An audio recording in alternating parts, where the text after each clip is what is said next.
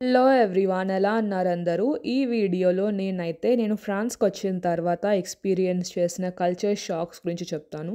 Culture shock అంటే నేను India నుంచి ఫ్రాన్స్ వచ్చిన తర్వాత ఇక్కడ ఇలా గూడా ఉంటారా? అరే! నేను ఇండియాలో ఉన్నప్పుడు ఇది అసలు చూడలేదు. ఆర్ ఇక్కడ రోజు ఇలానే చేస్తారా అని అనిపించినవి మాత్రం ఎక్స్‌ప్లెయిన్ చేస్తాను. మీరు ఎప్పటిలాగానే నా ఛానెల్‌ని సబ్స్క్రైబ్ చేసుకొని, ఈ వీడియోని లైక్ చేయండి. మీ లైక్స్ అండ్ సబ్స్క్రిప్షన్స్ నాకు చాలా చాలా మోటివేషన్ ఇస్తాయి. అండ్ ఫస్ట్ కల్చర్ షాక్ అంటే ఫస్ట్ నాకు అరే ఇలా కూడా చేస్తారా అనిపించింది ఏంటంటే షాపింగ్ మాల్స్ అనమాట. ఇక్కడ ఏ షాప్కి వెళ్ళినా అంటే మీరు జారా దగ్గర నుంచి లూయి విటాన్ వరకు ఏ షాప్కి వెళ్ళినా రాత్రి 8 గంటలకి క్లోజ్ చేసేస్తారు. మన ఇండియాలో కొన్ని నైట్ 10 దాకా 11 దాకా కూడా అంటే 10:30 దాకా ఉంటాయి కదా, లైక్ 10 దాకా అయితే ఉంటాయి నాకు తెలిసి చాలా షాప్స్. సో ఇక్కడ 8 గంటలకే క్లోజ్ చేసేస్తారు. నాకైతే విచిత్రంగా అనిపించిందనమాట. అండ్ 7:30 కల్లా షట్టర్స్ సగం మూసేస్తారు చాలా షాప్స్‌లో. 7:45కి వెళ్తే రేపు రండి అని చెప్పిన షాపులు కూడా ఉన్నాయి. నేను రీసెంట్‌గా నా ఫ్రెండ్ లగేజ్ కొనడానికి ఒక చిన్న షాప్‌కెళ్ళింది. అది పెద్ద షాప్ ఏం కాదనమాట. లోకల్ షాప్, చాలా చిన్నది, ఒక వెరీ నార్మల్ ఏరియాలో. అక్కడ పెద్ద షాపింగ్ కూడా అంటే పెద్ద బిజినెస్ కూడా అవ్వదు. అంటే it's not like high busy ఏరియాలో కూడా లేదనమాట. నా ఫ్రెండ్ వచ్చి నేను లగేజ్ బ్యాగ్ కొనుక్కోవాలి, నేను ఇంకా నా కజిన్ చూడడానికి యూఎస్ వెళ్తున్నాను, నా సిస్టర్ని చూడడానికి అని చెప్పింది. సో ఇంకా సరే అనేసి తనతో పాటు వెళ్ళా అనమాట. నేను వెళ్ళిన తర్వాత నాకు అనిపించింది ఏంటంటే ఆ షాప్ వాళ్ళు 8 అయిన తర్వాత అంటే 7:55, 8 ఆ టైం కల్లా టైం అవుతుంది, ఫాస్ట్గా షాప్ చేయండి అని మమ్మల్ని పుష్ చేస్తూ ఉన్నారు. సో పైగా వాళ్ళు ఇక్కడ ఫ్రెంచ్ వాళ్ళు కూడా కాదనమాట. లైక్ ఇమ్మిగ్రెంట్స్, అంటే షాప్లో పనిచేసే వాళ్ళు వేరే కంట్రీ నుంచి వచ్చినట్లు ఉన్నారు. షాప్ ఓనర్ ఫ్రెంచ్ అతనిలానే ఉన్నారు, బట్ షాప్లో పనిచేసే చైనీస్ వాళ్ళలాగా ఉన్నారు. సో ఇట్లా అనిపించింది నాకైతే. అంటే మనం ఒక €100, €200 నా ఫ్రెండ్ బిజినెస్ ఇస్తున్న వాళ్ళైతే అది పట్టించుకోలేదన్నమాట. ఎయిదర్ యూ ఫినిష్ షాపింగ్ 8-10 లోపల షాపింగ్ ఫినిష్ చేసుకోండి, లేకుంటే రేపు రండి అన్న దాంట్లోనే ఉన్నారు వాళ్ళు.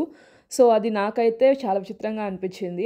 అంటే ఆ బిజినెస్ కన్నా కూడా వాళ్ళ ద స్పేస్, అంటే వాళ్ళు 8 కల్లా అంటే షాప్ క్లోజ్ చేసి ఇంటికెళ్ళి వీ హ్యావ్ టు రిలాక్స్ అన్న స్పేస్‌లోనే ఉన్నారు. అది నాకు చాలా విచిత్రంగా అనిపించింది. నేనుంటే ఆ ప్లేస్‌లో చేయననమాట. నాకు money at the end of the day, అంటే మనం ఎవరైనా మనీనే పెట్టుకుంటాం కదా ప్రయారిటీ. సో అది. అండ్ నాకు తగిన సెకండ్ షాక్ ఏంటంటే ఆన్‌లైన్ షాపింగ్. వామ్మో! ఎంత చెప్పినా తక్కువే ఆన్‌లైన్ షాపింగ్ గురించి. సో నేను ఇండియాలో ఉన్నప్పుడు అట్‌లీస్ట్ నా బ్యాచిలర్స్ మొత్తం సెకండ్ ఇయర్ అంతా నేను ఆన్‌లైన్ షాపింగ్ చేశా. థర్డ్ ఇయర్ కోవిడ్ వచ్చింది. తర్వాత ఆన్‌లైన్ ఎంబీఏ జాయిన్ అయినాను. నేను ఓన్లీ వెళ్ళింది కాలేజ్‌కి 3.5 మంత్స్ వెళ్ళుంటా. తర్వాత డ్రాప్ అవుట్ అనమాట. సో ఆ 3.5 మంత్స్ షాపింగ్ అంతా కూడా నేను మొత్తం ఆన్‌లైనే. అంతకుముందు ఇంట్లో చేసుకున్న ప్రతీదీ ఆన్‌లైనే. సో నేను ఏది షాప్‌కెళ్ళి షాపింగ్ అన్నది చేసి చాలా రోజులైందనమాట. నేను ఫ్రాన్స్‌కొచ్చే బట్టలు కూడా నాకు నేను ఇంకా ఫ్రాన్స్‌కొచ్చే 15 డేస్ ముందు నాకు ఫీవర్ వచ్చేసింది. ఫీవర్ తగ్గలేదు. సో ఆ ఎంటైర్ స్టోరీ అది డిఫరెంట్ స్టోరీలేండి. సో ఆ ఎంటైర్ టైమ్ పీరియడ్‌లో నేను అసలు షాపింగే చేయలేదు. జారా నుంచి పెట్టుకున్న కొంచెం కాస్ట్లీ బ్రాండ్స్, అంటే ఏం ఏం పెట్టుకున్నా కూడా అన్నీ మింత్రానో లేకపోతే జారా వెబ్‌సైట్ నుంచో అట్లా పెట్టుకున్నాను తప్ప ఎక్కడికి వెళ్లి షాపింగ్ అయితే చేయలేదన్నమాట నేను. సో ఇక్కడికొచ్చిన తర్వాత షాపింగ్ చేద్దామని ఆన్‌లైన్ ఓపెన్ చేసి ఆర్డర్ చేసా. అంటే వచ్చిన కొత్తల్లో చేద్దామని చూస్తే టర్మ్స్ అండ్ కండిషన్స్ చూసి ఏడుపొచ్చింది. ఇలా కూడా ఉంటాయా అనిపించి నేను ఇంకా షాపింగ్ చేయలేదన్నమాట. కానీ ఎందుకో బాగా టెంప్ట్ అయ్యి నేను అంటే ఒక బేసిక్‌గా లాస్ట్ ఇయర్ బ్లాక్ ఫ్రైడేకి ఒక సేల్ ఉండింది. సో ఆర్డర్ చేశాను ఒక షూస్. అవి రిటర్న్ చేయాలి అనుకున్నాను. ఆర్ ఎక్స్‌చేంజ్ చేద్దాం అనుకున్నా యాక్చువల్లీ, ఇంకొక సైజ్ చిన్నది కావాలనిపించి. సో నేను వాళ్ళకి పెడితే వాళ్ళొచ్చి నువ్వే పోస్ట్ ఆఫీస్‌కొచ్చి రిటర్న్ చేయన్నారనమాట. వాట్? సో సరే అదైనా ఓకే. ఇంకొక ఆప్షన్ ఉందనమాట. నేను ఒకసారి ఇంట్లో లేను, కాలేజ్‌లో ఉన్నాను. వాళ్ళు ఫోన్ చేసి డెలివరీ చేస్తాము అంటే నేను ఇంట్లో లేను, ఐ డోంట్ నో ఇంకా అని చెప్పాను. వాళ్ళు తీసుకెళ్ళి పోస్ట్ ఆఫీస్‌లో ఇచ్చేసి వెళ్ళిపోయారనమాట. ఇక్కడ ప్రతీదీ పోస్ట్ ఆఫీస్ త్రూనే నడుస్తూ ఉంటది. నాకైతే అసలు మామూలుగా కాదు. ఎందుకంటే ఆ పోస్ట్ ఆఫీస్‌లు ఎక్కడో ఉంటాయి. అంటే 10-15 మినిట్స్ ఇంటి నుంచి దూరంగా ఉంటాయి. మనకు ఆ డేలో ఆ టైం దొరకాలి కదా, లైక్ పోస్ట్ ఆఫీస్‌కెళ్ళి తెచ్చుకొని మనం ఎన్నో పనుల్లో బిజీగా ఉంటాము. అసలు మామూలుగా ఆ ఎనర్జీ కూడా, ఆ ఓపిక కూడా ఉండాలి ఫస్ట్. ఇన్ని పనుల్లో అన్నీ మేనేజ్ చేసుకోవడం అంటే. నాకు ఇంకా ఆన్‌లైన్ షాపింగ్ మీద విరక్తి పుట్టిపోయి ఇప్పటిదాకా ఆన్‌లైన్ షాపింగ్ జోలికే పోలేదు నేను. ఎప్పుడైనా చేస్తే టీమూలో కొన్నా నేను కూడా. అది తప్ప ఎప్పుడు ఇంకేది ఆన్‌లైన్ షాపింగ్ చేయలేదు. ఎప్పుడైనా చేసినా అమెజాన్‌లో కొన్ని వస్తువులు చిన్న చిన్నవి కావాల్సినవి ఒకటి ఇక్కడ ఇవి ఉంటాయన్నమాట మనకు బాక్సెస్ టైప్‌లో షాప్స్‌లో అట్లా. అక్కడ తీసుకొచ్చి పెట్టేస్తారు. నేను అక్కడికి వెళ్ళి కలెక్ట్ చేసుకుంటా. అవి రిటర్న్ చేసి ఉండవు అనమాట. మోస్ట్లీ రిటర్న్ ఐటమ్స్ ఉండవు. నాకు తెలిసినట్టే వెరీ వెరీ సింపుల్ ఐటమ్స్ ఏదైనా పెట్టుకుంటా అనమాట. ఎక్కువ కాస్ట్లో కూడా పెట్టను. సో అది స్టోరీ అసలు మామూలుగా కాదు. అండ్ థర్డ్ కల్చర్ షాక్ వచ్చేసి గ్రాసరీ షాపింగ్. అది కూడా ఆన్లైన్ షాపింగ్ కిందకే వస్తుంది, కానీ మనం సపరేట్గా వేసుకుందాం. సో అదేంటంటే మనకు బ్లింకిట్ ఇలా ఉన్నాయి కదా, అవి ఇక్కడ లేవన్నమాట.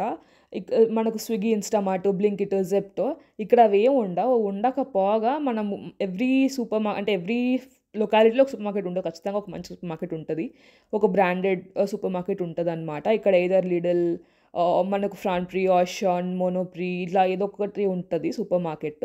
మంచి పేరున్న బ్రాండే ఉంటుంది, కేర్ఫర్ అట్లా ఏదో ఒకటి. కాకపోతే ఆన్లైన్లో అయితే మనం గ్రాసరీ షాపింగ్ చేయలేము. ఇలా దగ్గరగా ఉందో ఏమో తెలియదు, కానీ ఆన్లైన్ గ్రాసరీ షాపింగ్ చేయాలంటే కూడా మనం రెస్టారెంట్స్లో ఆర్డర్ చేస్తాము. రెస్టారెంట్స్లో ఆర్డర్ చేసినట్టే ఓన్లీ రెస్టారెంట్ డెలివరీ యాప్సే ఉంటాయి. లైక్ మనకు ఇండియాలో జొమాటో, స్విగ్గీ ఎట్లా ఉంటాయో ఇక్కడ కూడా అట్లానే ఊబర్ ఈట్స్, డెలివరు, జస్ట్ ఈట్స్ ఉంటాయి.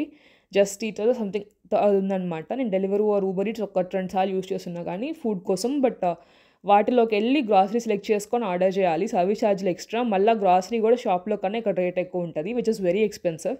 సో ఇంకా ఆ జోలికే వెళ్ళాను నేనైతే.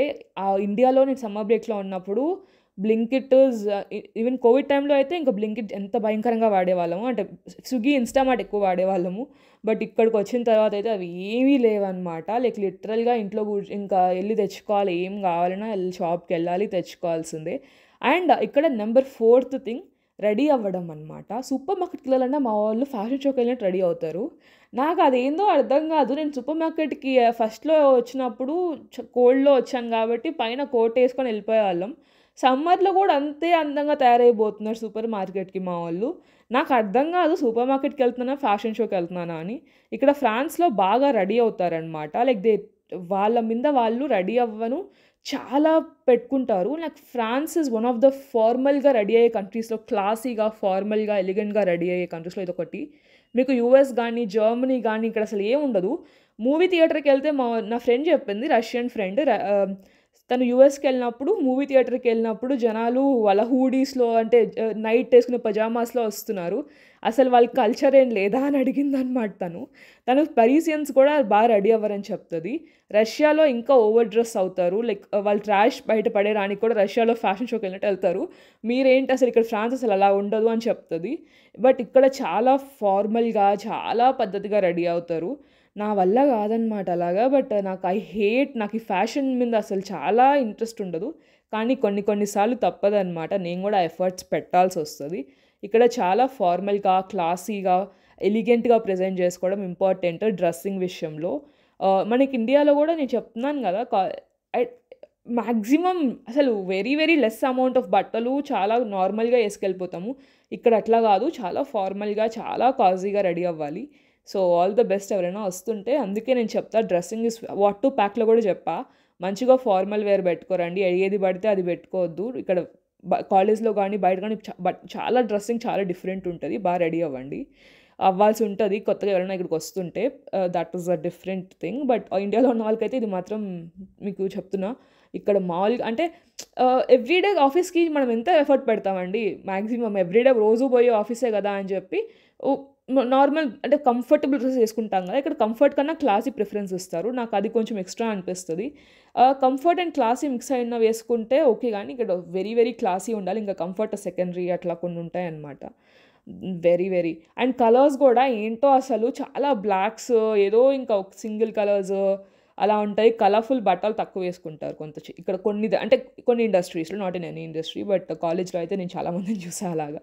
సో ఫ్యాషన్ మీద this is how it goes. So next నాకు తగిలిన కల్చర్ షాక్ ఏంటంటే బేసిక్గా స్మోకింగ్. ఇక్కడ ప్రతి ఒక్కరూ స్మోక్ చేస్తారు.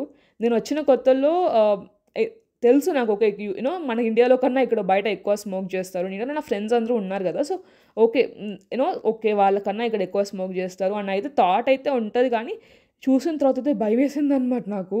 అంటే ఇంత ఎవ్రీవన్ ఐ నో నేను వీళ్ళు చాలా మంచోళ్ళుగా ఉన్నారు అంటే దే స్మోకింగ్ అట్లా ప్రతి ఒక్కరు స్మోక్స్ ఇక్కడ అది చాలా కామన్. వింటర్‌లో అయితే ఇంక అసలు మామూలుగా కామన్ గాదు. Smoke they speak very casually about smoking and smoking places అవన్నీ కూడా. So, it's a part and parcel of life ఇక్కడ. సో, అదైతే నేను అర్థం చేసుకున్నా. బట్ ద లెవెల్ అంటే ఇండియాలో ఒక పర్సన్ స్మోక్ చేస్తే లెట్ అస్ సే ఇక్కడ 2, 3 పర్సన్స్ స్మోక్ చేస్తారు. అంత రేషియో ఉంటది. సో, దట్స్ పార్ట్ ఆఫ్ అంటే ఇప్పుడు ఫ్రెంచ్ కల్చర్‌లో స్మోకింగ్ ఇస్ లైక్ పార్ట్ అయిపోయింది actually. And next is breakfast. బ్రేక్‌ఫాస్ట్‌కి ఇండియాలో ఉన్నప్పుడు నాకు స్వీట్ ఎవరైనా ఐటెమ్స్ పెడితే తిట్టేదాన్ననమాట. అసలు ఎవరైనా బ్రేక్‌ఫాస్ట్‌కి తియ్యగా తింటారా? పొద్దున్నే అసలు కారంగా లేకపోయినా పర్లేదు. లైక్ నార్మల్ ప్లెయిన్ బ్రేక్‌ఫాస్ట్ ఉంటే చాలు. అట్‌లీస్ట్ ఒక idli or something plain breakfast ఉంటే సరిపోతది. నాకు కారంగా, ఉప్పంగా అసలు అలా ఏం అవసరం లేదనుకునేదాన్ని. కానీ ఇక్కడ వీళ్ళు చాలా తియ్యగా తినడం స్టార్ట్ చేశారు. నేను వచ్చిన కొత్తలో ఎవరు తింటారు ఈటిల్ని అన్న స్టేజ్ నుంచి నేను తినడం స్టార్ట్ చేశాననమాట. So, yeah! బ్రేక్‌ఫాస్ట్ అయితే తియ్యగా స్వీట్ పేస్ట్రీస్ అవి చాలా కామన్ అయిపోయింది.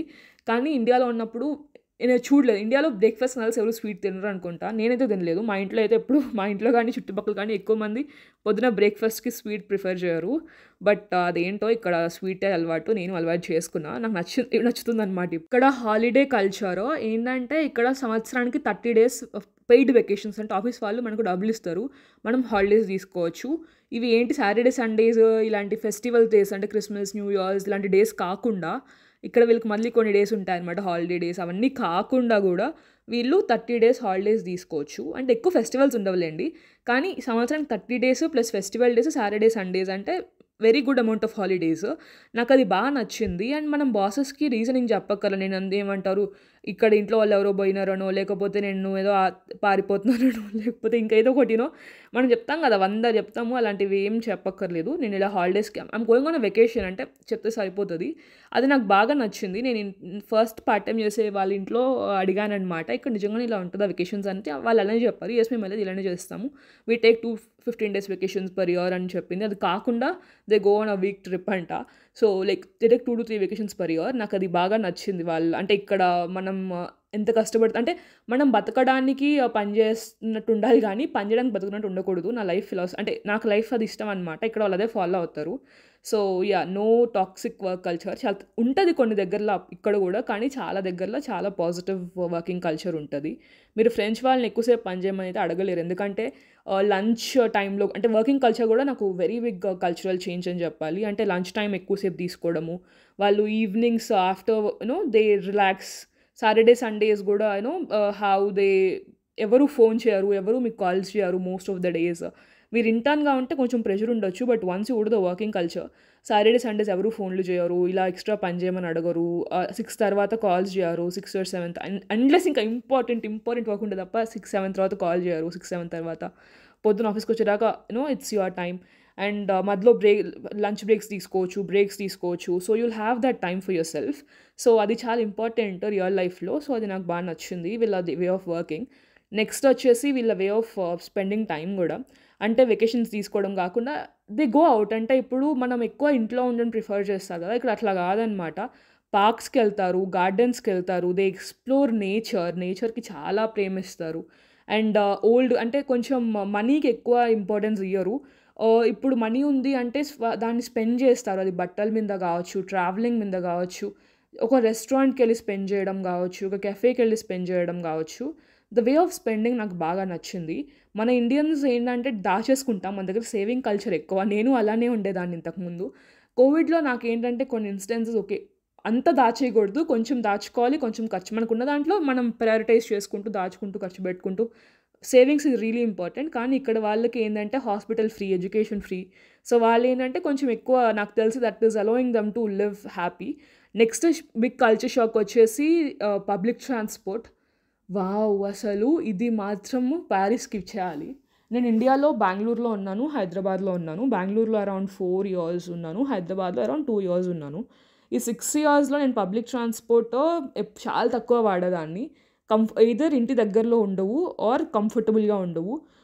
ఈ 2 మేనేజ్ చేసుకోవడానికి అంటే కంఫర్టబుల్ అంటే లెట్ అస్ సే ఎక్కువ మంది ఉండడము, టైంకి రాకపోవడం ఇట్లా చాలా ఉండిందనమాట. నేనెప్పుడు పబ్లిక్ ట్రాన్స్‌పోర్ట్ వాడలేదు ఈ 6 ఇయర్స్‌లో. కానీ ఆటోస్ ఇంకా మనం ఆటోసే ప్రిఫర్ చేసేవాళ్ళం. అలాంటిది లైక్ లక్కీలీ ఇక్కడ ప్యారిస్లో నా అదృష్టం అసలు సిటీ ఎవ్రీ 5 మినిట్స్కి పబ్లిక్ ట్రాన్స్పోర్ట్ ఉంటుంది, ఎవ్రీ 3 మినిట్స్కి కొన్ని bus, either you find a bus stop or metro station or something. నేను ప్యారిస్ అవుట్స్కట్స్లో ఉంటాను, ఇక్కడ కూడా బస్ స్టాప్స్ ఉంటాయి అండ్ ఇక్కడ కూడా మెట్రోస్ ఉంటాయి, ఇక్కడ అంటే ఆర్ఈఆర్స్ ఉంటాయి, లైన్స్ ఉంటాయి, అసలు ఇంకా ట్రామ్స్ ఉంటాయి. Too many options. నాకు బాగా నచ్చింది అది మాత్రము. అంటే నా దగ్గర అండ్ ఆల్సో అఫోర్డబుల్గా ఉంటాయి ఇక్కడ. ఒక యావరేజ్ పర్సన్ అంటే ఎంత తక్కువ సంపాదించినా పబ్లిక్ ట్రాన్స్పోర్ట్ కట్టుకునే అంత డబ్బుల్లోనే ఉంటుంది. నాకు అది బాగా నచ్చిందనమాట. అఫ్కోర్స్ ఇప్పుడు ఎవ్రీ ఇయర్ రేట్లు పెంచుతున్నారు ఇప్పుడు, కానీ బాగుందన్నమాట ఈ పబ్లిక్ ట్రాన్స్పోర్ట్ అయితే. ట్రైన్స్ కానీ ఇవి కారు చాలామంది కారు కొనే స్తోమత ఉండదు, డ్రైవింగ్ రాకపోవచ్చు, హెల్త్ ఇష్యూస్ ఉండొచ్చు, ఆర్ వర్క్ ప్రెషర్స్ ఉండొచ్చు, రోజు అందరూ డ్రైవ్ చేయలేరు, ఆర్ క్యాబ్స్కి అఫోర్డ్ చేయలేరు. అలాంటిది పబ్లిక్ ట్రాన్స్పోర్ట్ అవ్వడం చాలా ఇంపార్టెంట్. నాకు ఫ్రాన్స్లో పబ్లిక్ ట్రాన్స్పోర్ట్ అయితే నిజంగా చెప్తున్నా, ప్యారిస్లో I don't know about other places, but ప్యారిస్లో అయితే పబ్లిక్ ట్రాన్స్పోర్ట్ ఇస్ ఎవ్రీథింగ్. నేను చాలా గ్రేట్ఫుల్ అనమాట ఈ పబ్లిక్ ట్రాన్స్పోర్ట్ దానికి. ఎప్పుడైనా నాకైతే నైట్ కూడా చాలా సేఫ్గా, జనాలు ఉంటారు కాబట్టి నైట్ కూడా ఆల్మోస్ట్ సేఫ్గానే ఉంటుంది, కొన్ని స్టేషన్స్ తప్ప. సో నాకు బాగా నచ్చింది పబ్లిక్ ట్రాన్స్పోర్ట్ ఇక్కడ. నెక్స్ట్ కల్చర్ షాక్, ఇది వచ్చి ఇండియాలోనే బాగుంటుంది. అదేంటంటే పేమెంట్ సిస్టమ్. ఇండియాలో మనకు PhonePe, Google pay, UPI system ఇదంతా ఎక్కువ అయిపోయింది కదా. లైక్ యూపీఐ ఇక్కడ లేదు. I'm missing UPI lot. ఇక్కడ పేమెంట్స్ అన్నీ క్యాష్లో వెళ్ళాలి, లేకపోతే క్రెడిట్ కార్డ్స్లో వెళ్ళాలి. నాకైతే credit cards or cash transactions ఇండియాలో అయితే అస్సలు చేయం కదా మనము. అది నాకు కొంచెం ఇక్కడ ఇంకా స్లోగా ఉన్నారు అనిపించింది. ప్రతిదానికి క్యాష్ చాలా దగ్గర ప్రిఫర్ చేస్తారు కూడా యాక్చువల్లీ. కొన్ని అక్కడ రాసుంటాయి మేము క్యాష్ తీసుకుంటాం అన్నట్లు కూడా కొన్ని ప్లేసెస్. నెక్స్ట్ వచ్చేసి కాలేజెస్ అనమాట. మా కాలేజ్లో అయితే ఎలా ఉంటుందంటే మా ప్రొఫెసర్స్తో మేము ఏమైనా ఓపెన్గా చెప్పచ్చు. లైక్ మా కాలేజ్ కోర్స్ కోఆర్డినేటర్ అంటే కోర్స్ హెడ్, ఎంటైర్ మా కోర్స్ హెడ్తో కూడా చాలా ఓపెన్గా ఇది ప్రాబ్లమ్ అని డిస్కస్ చేయవచ్చు, సొల్యూషన్స్ తీసుకుంటారు. ఇన్ఫ్యాక్ట్ మేము ఏమైనా చెప్తే దానికి ఆన్సర్ అతను, మేము క్లాస్లో ఉన్న కాలేజ్లో ఏమైనా చెప్తే అతను రిప్లై ఇస్తారు కూడా, దీనివల్ల అయింది, దీనివల్ల కాలేదు అని. టైం తీసుకుంటుంది, అడ్మినిస్ట్రేటివ్గా టైం చాలా ఎక్కువ పడుతుంది, అది నెక్స్ట్లో చెప్తా. బట్ అకాడమికల్గా ఏమైనా చెప్తే రెస్పాన్స్ నాకు బాగా నచ్చింది. ఇది మేము ఆఫ్టర్ స్కూల్ ఆఫ్టర్ వర్క్స్ అని ఉంటాయి అనమాట. అంటే people go for drinks together with your college informal gatherings ఉంటాయి. అప్పుడు మీరు మీ కాలేజ్ ప్రొఫెసర్స్తో కోఆర్డినేటర్స్తో కలిసి you can drink, you can sit and chat. మేమైతే చేస్తాం అట్లా. అంటే నేను తాగను కాబట్టి మేము రీసెంట్గా వెళ్ళాం ఒక ఈవెంట్కి. సో నేనైతే కోకోకోలా తీసుకున్నా, నా ఫ్రెండ్ కాఫీ తీసుకుంటుంది. అండ్ ఈవినింగ్ 6 అనమాట అప్పుడు.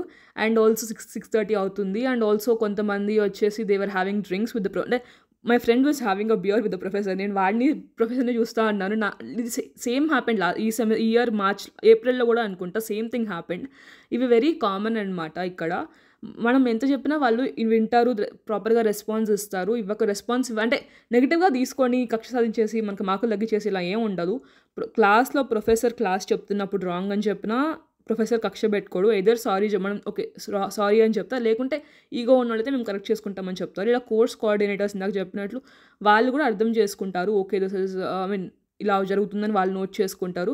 అది వాళ్ళు చేస్తారా లేదా అనేది వాళ్ళ మంచితనం. బట్ మనం అయితే కక్షతో తీసుకోరనమాట. మోస్ట్ ఆఫ్ టైమ్స్ చేయడానికి ట్రై చేస్తారు. అది నాకు బాగా నచ్చింది.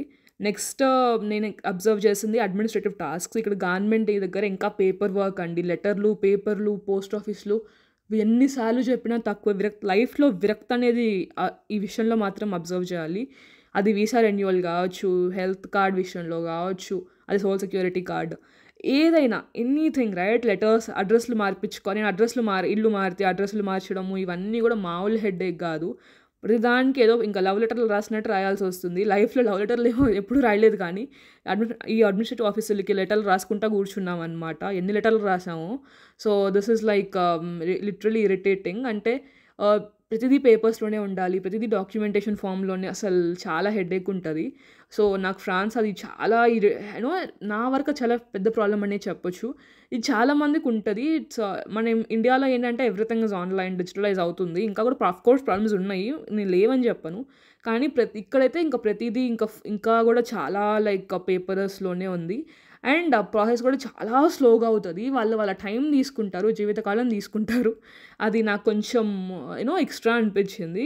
ఎందుకండి మనం ఇండియాలో బ్యాంక్ అకౌంట్ ఓపెన్ చేయాలంటే ఆన్లైన్లో ఓపెన్ చేసుకోవచ్చు. అదే కనుక ఇక్కడ బ్యాంక్ అకౌంట్ ఓపెన్ చేయాలంటే ఆఫీస్కి వెళ్ళాలి, మన జీవితకాలం డాక్యుమెంట్స్ అన్నీ సబ్మిట్ చేయాలి. బ్యాంకుకి వెళ్ళాలి, డాక్యుమెంట్స్ సబ్మిట్ చేయాలి. వాడు మళ్ళీ రేపు రమ్మంటాడు, రేపు వెళ్ళాలి. వెళ్ళిన తర్వాత కూడా మళ్ళీ ఒక అకౌంట్ ఒక 10-15 రోజుల తర్వాత కానీ ఓపెన్ కాదు. ఓపెన్ అయిన తర్వాత కావడానికి కొన్ని రోజులు పడుతుంది. సో అట్లా కొంచెం హెడేక్స్ అయితే అది పర్సన్ టు పర్సన్ డిఫర్ అవుతాయి, కానీ టైమ్ లైన్స్ అయితే ఆల్మోస్ట్ ఇలానే ఉంటాయి అనమాట. అండ్ నెక్స్ట్ కల్చర్ షాక్, ఇక్కడ అపార్ట్మెంట్స్ ప్యారిస్లో చాలా చాలా చిన్నగా ఉంటాయి. మాల్ చిన్నవి కూడా కాదనమాట, అట్టపెట్టలే ఒక్కొక్కటి, లైక్ లిటరల్ అట్టపెట్టలు. నాకు తెలిసి ఇంతకన్నా చిన్నవైతే యూఎస్లో న్యూయార్క్లో ఉండాలి. చాలా చిన్న హౌసెస్, ఎక్కువ రెంట్ ఉంటుంది. నేనుండే అపార్ట్మెంట్ అయితే లిటరల్గా అట్టపెట్టే ఉంటుంది అనమాట. బట్ తక్కువ రెంట్కి అంతకుమించి ఎక్కువ రావు. So at the end of the day ఇక్కడ మీరు యూట్యూబ్లో చూడొచ్చు, ప్యారిస్లో హౌసెస్ అని అపార్ట్మెంట్ టూర్స్ అని కొడితే వస్తాయి అనమాట. వెరీ వెరీ చిన్న చిన్న ఉంటాయి. బట్ ఇది లిటరల్గా ఏంటంటే this is how it is ఇక్కడ ప్యారిస్ లైఫ్లో. మనకి ఎక్కువ మన డబ్బులకి ప్యారిస్లో ఉండాలి, ఆర్ ప్యారిస్ చుట్టుపక్కల ఉండాలంటే కూడా రేట్ ఎంతే అవుతుంది. ఇండియాలో ఉన్నప్పుడు కొంచెం మనకి స్పేస్ ఎక్కువ ఉంటుంది కాబట్టి కొంచెం స్పేషియస్ హౌసెస్ ఉంటాయి. ఇక్కడ ఏంటంటే మనము ఇంకా ప్యారిస్ చిన్న ప్లేస్, సో ఇంకా తప్పదు, చిన్న చిన్న హౌసెస్ ఉంటాయి. నేను మరీ అంత చిన్న దాంట్లో కూడా లేను, కంపేర్ చేసుకుంటే బెటర్. నేను కట్టే రెంట్కి చాలా బెటర్లేండి. బట్ యా, స్టూడెంట్ లైఫ్ అయిపోతుంది కాబట్టి ఇక్కడ నుంచి కూడా మారిపోవాలి. So I'm very scared about it. And thank you so much for watching. This is it. ఇవే నా కల్చర్ షాక్స్, ఇదే నేను ఫేస్ చేస్తుంది. అండ్ మీకేమైనా మీరేమైనా ఫ్రాన్స్లో ఉన్నా, లేకపోతే నేనేమైనా మిస్ అయ్యాను అనిపించినా ప్లీజ్ కామెంట్ డౌన్ బిలో. కొత్తగా వచ్చే వాళ్ళకి అర్థమవుతుంది. And that's all. Thank you so much for watching and don't forget to like, share and subscribe. Me support నాకు నిజంగా చెప్తున్నా మోటివేషన్ ఎక్కువ ఇస్తుంది to make more videos. Thank you.